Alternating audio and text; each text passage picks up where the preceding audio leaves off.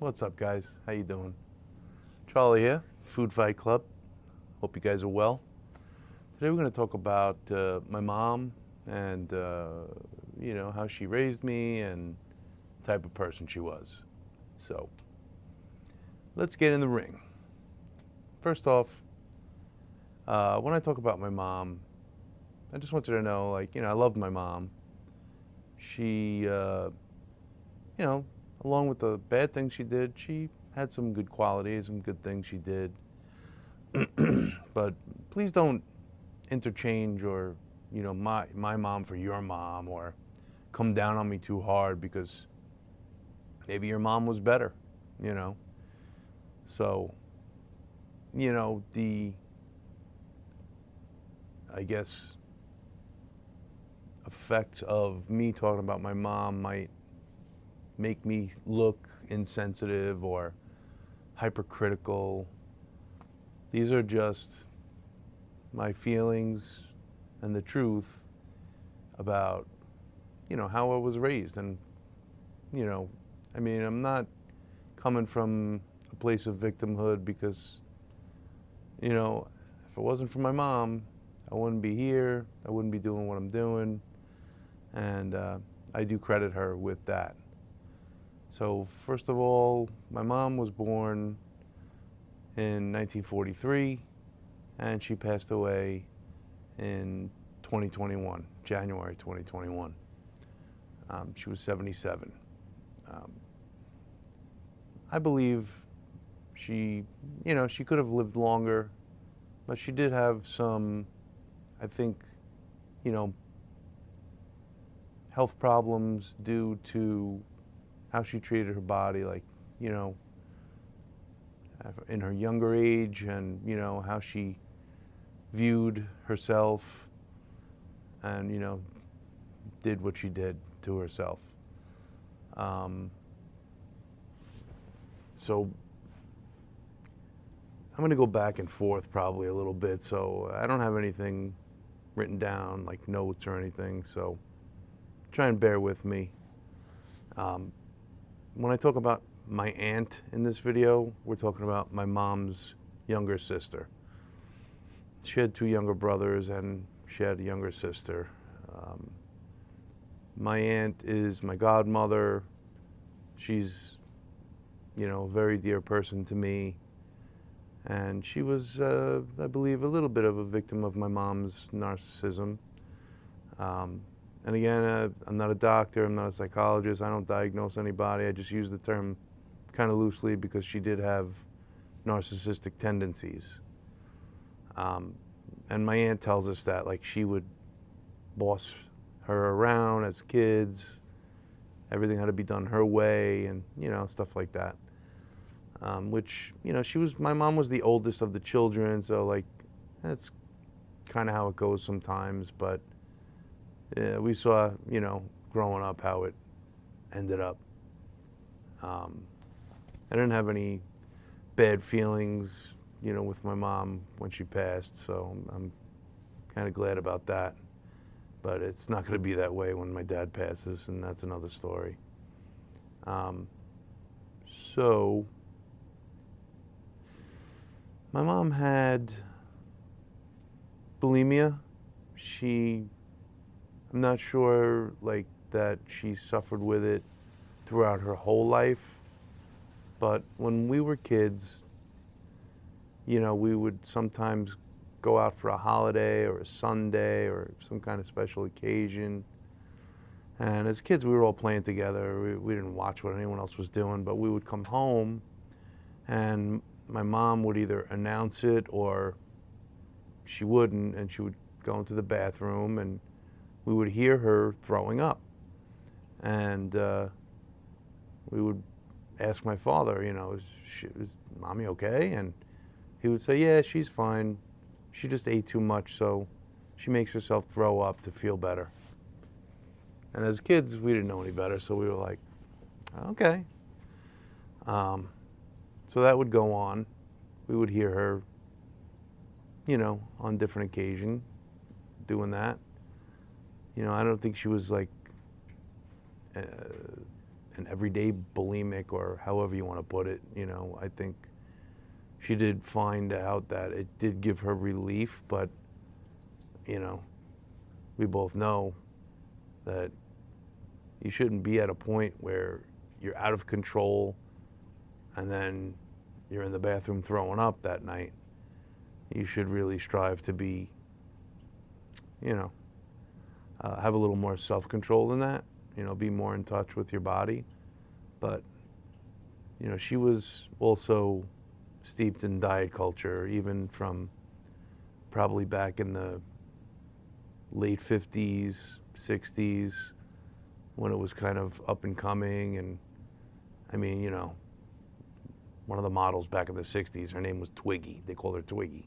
So there was definitely a lot of thin ideal worship back then too. And you had all these beautiful movie stars, Sophia Loren, Raquel Welch.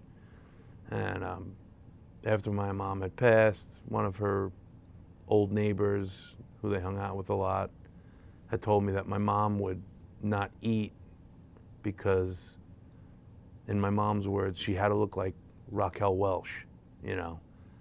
So finding that out was also a little piece of the puzzle, that my mom had this, you know, I guess she was just steeped in the diet culture and having to look better and be thinner. And, you know, she never really, I guess, accepted herself for who she was or how she looked. And when I came home from first grade being picked on, being bullied, I think that, you know, sent a red flag up in her mind. And she was, you know, saw that it was a vulnerability of mine, and she kind of started with the dieting and, you know, lording it over me that I was too heavy. And, you know, I've talked about going to the doctor before and, you know, laying on that table and listening to them talk about what they could do or what we could do about making me thinner. Now, I mean, I kind of think of it was ridiculous because I wasn't like, you know, 150-pound 7-year-old. I had like a tiny little stomach, like baby fat, you know, at how old I was, 5 years old, 6 years old. So she really started on me very early, putting me on diets, restricting what I could eat, limiting what I was allowed to eat, weighing out the food and watching me eat. And it was just, after a while, it just became ingrained. And you know, she also had, you know, her other manipulative ways. And, you know, I experienced a lot of it. And, you know, the leering at me, you know, at the dinner table. If I was, you know, asking for more, she would yell at me. And, you know, if I would just go reach for something, she would yell or tell me I can't have that. There was times where we were getting dressed in the morning for school and my pants were getting tight, and she would freak out about that and, you know, tell me like, whatever, I had to go back on a diet and I was getting too big, I was getting too fat. There were times where she would exert that on me, like in front of company, in front of people, where, you know, we would have company come over to the house on a weeknight and they would have all kinds of, she would have like a spread of things on the table. Maybe you guys have experienced this, you know, the baskets of potato chips and pretzels and, you know, other stuff, and peanuts and M&Ms and candy. And so, like, you know, my cousins would come up to the table and take whatever, and I would try and take stuff, and she would be like, you can't have that, you just ate dinner. And, you know, she would yell at me in front of everybody.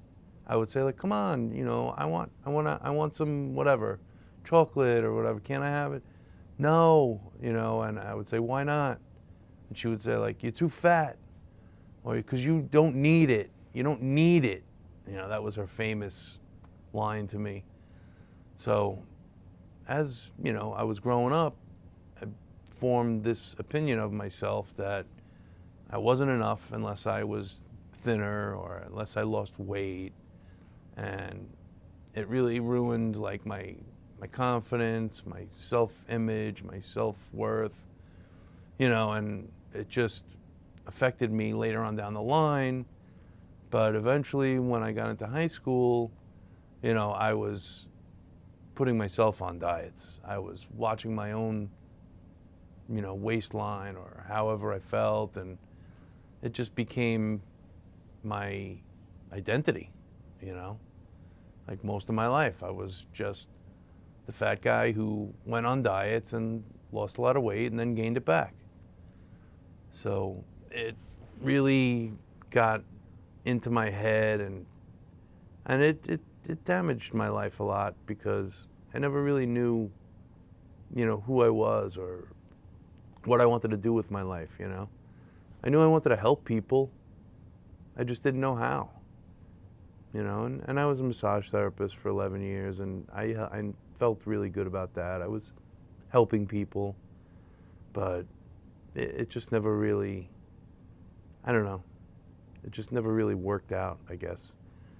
Anyway, getting back to my mom, she was manipulative with the rest of the family, and my aunt, her sister, she told me a couple of years back that when we were babies, I guess I was like 5 years old, and my brother was 3, and my sister was 1, probably around that age, that my mother told my father she was leaving. And he said, you can leave, but you're not taking my kids. And, I guess after he said that, she gave up. She didn't want to leave without us, but she must have had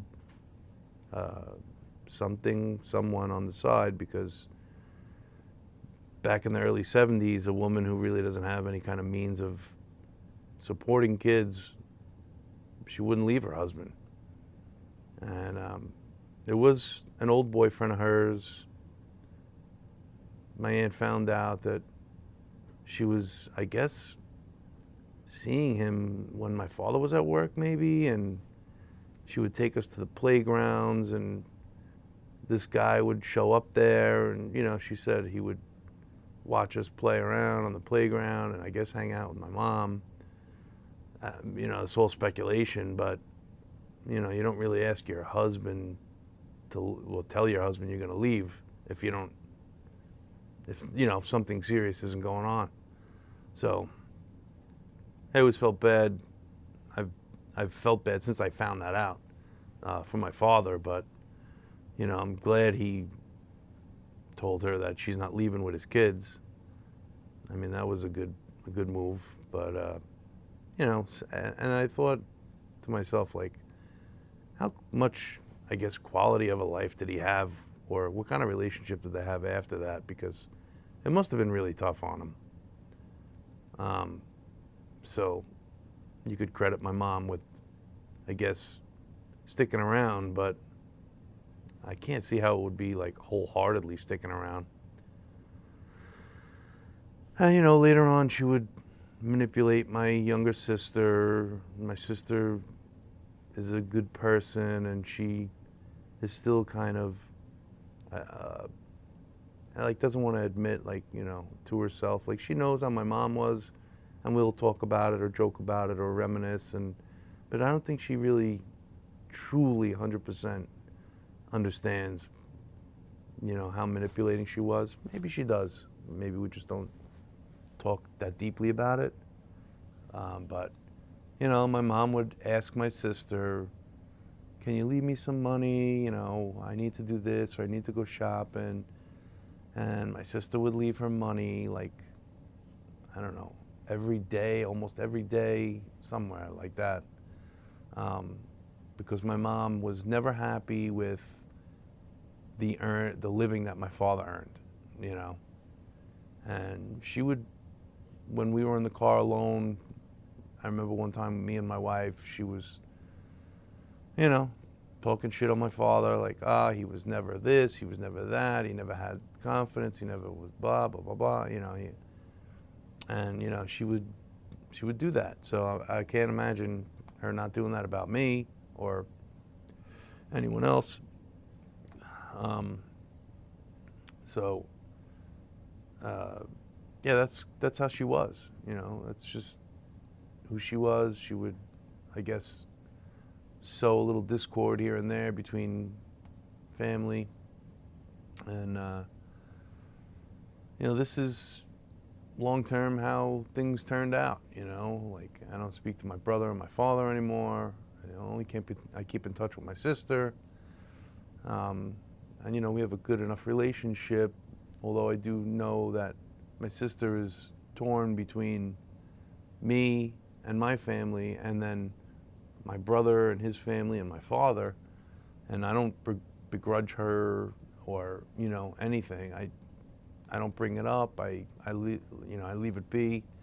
I don't want her to feel like she's caught in the middle, because it's a tough spot to be in, you know. But my mom was, you know, a unique individual. She thought she was smarter than everybody else and better than everybody else. She even told us at the table one time, you know, she's like, I always thought since I was a little girl that I was better than everybody else. And we were like, huh? Who says that? Me and my sister looked at each other like, what the hell? And she was like, yeah, I knew from when I was a kid I was better than everybody else. And we're like, why? Why? What makes you better than everybody else? What are you, some, I don't know, famous whatever, movie star? Would you invent something that revolutionized the human race? No, I just thought. I'm like, wow, you're wrong. You're just a regular housewife. And, you know, she would just say stupid stuff like that. Like, she was always like the center of her own universe, and, you know, everybody had to dance around her. And, you know, she was like, when we had company, or if my friends or my brother's friends or anyone was over, she was like a different person. You know, she was all Brady Bunch, you know, she was all nice. And, you know, that's part of, like, I think the narcissism. And, you know, you got to put out this facade of everything's great, we're all happy, you know. So we used to see through that too, you know. We would be like, look at her, she's like a different person, you know. And yeah, so over the years, that's just what we had to deal with.